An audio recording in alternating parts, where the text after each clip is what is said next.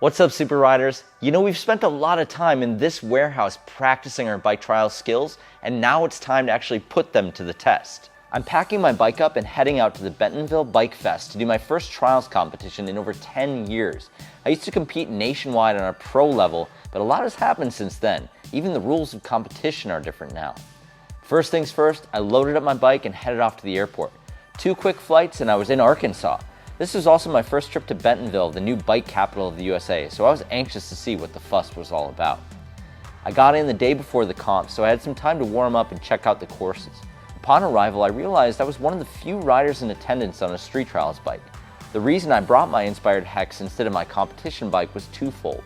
Number 1, I figured we'd be doing some street riding and some other stuff while I was in town. And number 2, I've been riding my street trials bike a lot more lately, and I'd rather compete on a bike that I'm comfortable on. I had originally signed up to be in the Veterans class, which was for riders over 40 years old, but after walking through the sections, I decided to move to the Masters class, which is for riders 35 plus and significantly harder sections. This was a really tough call for me on a few different levels. I think more than anything, with the scarce amount of competitions in the USA, I didn't want to jump in over my head and struggle all day. But ultimately, with the new scoring system, I felt like it wasn't going to be a complete loss. So let's talk about the scoring system real quick. Here's a simplified version of the rules. Basically, there are 5 sections or courses, and each section has 6 markers or gates. They normally put these gates at key points, so like 1 per obstacle or big move. For each gate you ride through without making a mistake, you collect 10 points. If you crash or don't make it through in the 2-minute limit, you can't continue gathering points in that section. One other interesting thing is that all the riders use the same courses. So you have red-colored gates for expert riders and yellow-colored gates for elite, but everyone rides the same zone. I think this is a great idea for everyone to see each other ride throughout the day, although it did lead to a few traffic jams. In any case, all the riders have 2 loops, 5 sections for a total of 600 total points, and the high score wins. One of the other things that stood out to me on the first day was the practice area. It was a great zone, but nothing too crazy.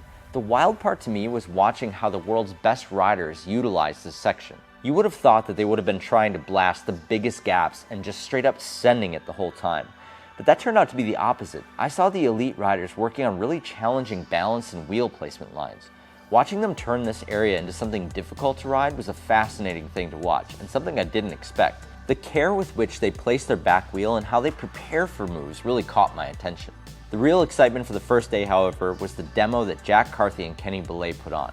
Kenny Belay is the mastermind behind the entire Bentonville Bike Fest, and he's put so much effort into getting this thing off the ground. Not only the trials event, but the whole deal. To see him pick up a bike and throw down a demo in the midst of organizing and running a giant event was pretty incredible. We definitely owe him a debt of gratitude for turning his sights on the American trial scene to help it grow. This was also my first time seeing Jack Carthy ride in person, and he obviously did not disappoint. I think he surprised Kenny with a few lines in this demo setup. It was so fun watching them ride together and push each other to put on a great show for the crowd. The definite highlight of this demo was watching Jack Carthy go shoulder height to back wheel on this obstacle. Ridiculous.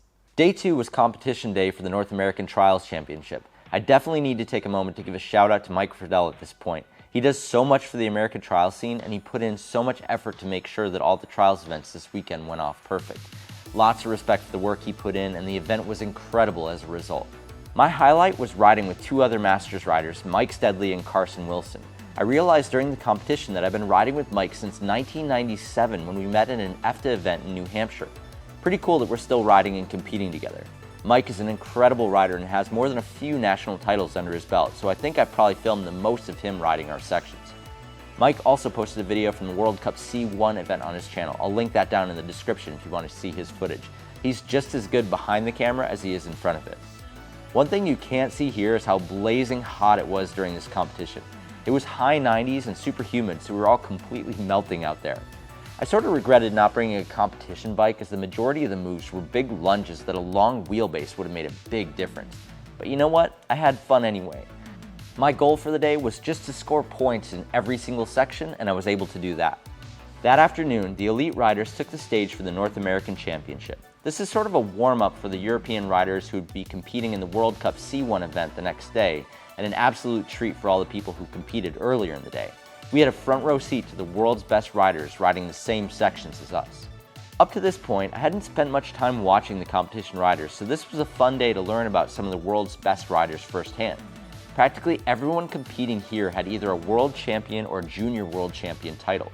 I made another video about the World Cup C1, and my focus there was on sharing a bit more about each rider, so I'll skip that full breakdown here. I think I mostly followed Borja Canejos around for the day, as it just felt like he was riding at a level above everyone else. It makes sense as he was wearing the world champion rainbow jersey. Borja was making quick work of every section and trying lines that a lot of other riders hadn't attempted. I noticed that he was able to blast through almost every single section with over 30 seconds to spare. It was incredible to see him and all the other riders absolutely throw it down out there. Truthfully, to see what was possible on two wheels from all of these riders was incredibly inspiring. The pinpoint accuracy, the effortless power, and the confidence that they all rode with was something else.